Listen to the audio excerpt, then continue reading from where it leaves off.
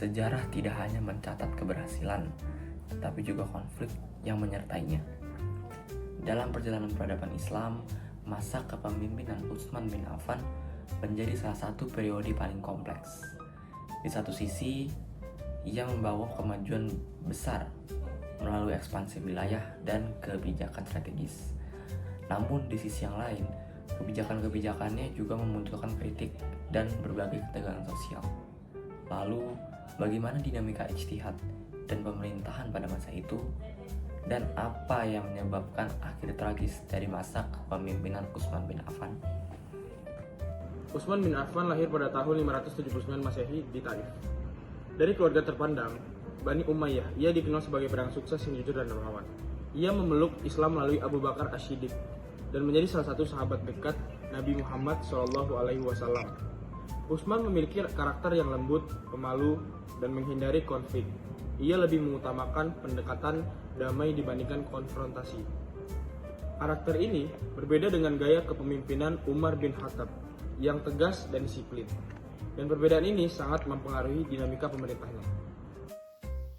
Di bawah kepemimpinan Utsman bin Affan, wilayah Islam berkembang pesat hingga ke Persia, Afrika Utara, dan Asia Tengah. Untuk mengelola wilayahnya yang begitu luas, ia membagi wilayahnya menjadi beberapa provinsi dengan mengangkat gubernur di daerahnya dan memberikan kewenangan kepada pejabat lokal. Di samping itu, ia juga membentuk armada laut pertama dalam sejarah Islam, memperkuat pertahanan sekaligus perdagangan. Namun, luas wilayahnya juga membawa tantangan yang besar dalam menjaga stabilitas dan keadilan pemerintahan serta suasana politiknya. Pada masa pemerintahan Utsman bin Affan, ijtihad tidak hanya berkembang dalam bidang hukum Islam, tetapi juga berkembang dalam kebijakan pemerintahan. Utsman bin Affan melakukan penyesuaian terhadap kebijakan yang sebelumnya diterapkan oleh Umar bin Khattab, terutama dalam pengelolaan tanah dan administrasi wilayah. Hal ini menunjukkan bahwa hukum dalam Islam sangatlah dinamis dan mampu beradaptasi kepada zaman sekarang. Pengelolaan Baitul Mal juga lebih efektif, memungkinkan pemerintah merespon wilayah yang dibutuhkan lebih luas dan lebih efektif. Dengan demikian, ijtihad pada masa ini berfungsi sebagai instrumen penting dalam menjaga stabilitas negara. Namun, kebijakan tersebut tidak lepas dari kritik. Pengangkatan kerabat dari Bani Umayyah seperti Marwan bin Al-Hakam menimbulkan tuduhan nepotisme. Selain itu, praktik pemberian dan penerimaan hadiah juga menjadi sorotan. Dalam konteks budaya saat itu, hadiah merupakan bentuk penghormatan. Namun dalam konteks pemerintahan, hal ini menimbulkan pertanyaan tentang keadilan dan transparansi.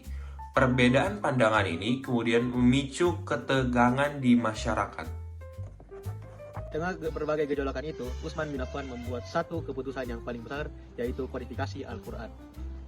Utsman bin Affan melihat bahwa seiring berjalannya dan meluasnya perkembangan Islam, ada berbagai cara dan juga berbagai metode yang berbeda dalam pembacaan Al-Quran, hingga Utsman bin Affan membuat keputusan untuk membuat kodifikasi Al-Quran yang saat ini menjadi rujukan dan juga standar bagi seluruh umat muslim di seluruh dunia. Namun, ketegangan itu berubah menjadi konflik dan krisis yang lebih besar.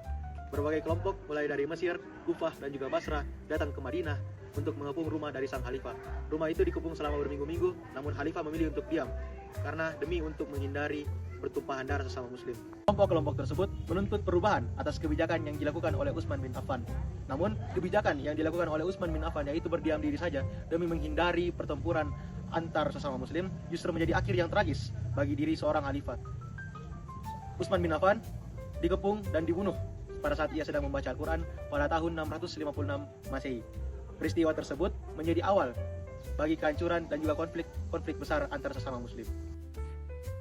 Kisah Utsman bin Affan menunjukkan bahwa kepemimpinan adalah tentang keseimbangan antara prinsip dan realitas. Ijtihad membawa kemajuan namun dapat membawa perbedaan. Dari sejarah ini kita belajar tentang kebijaksanaan, persatuan, dan keadilan. Sekian dari kelompok kami, terima kasih.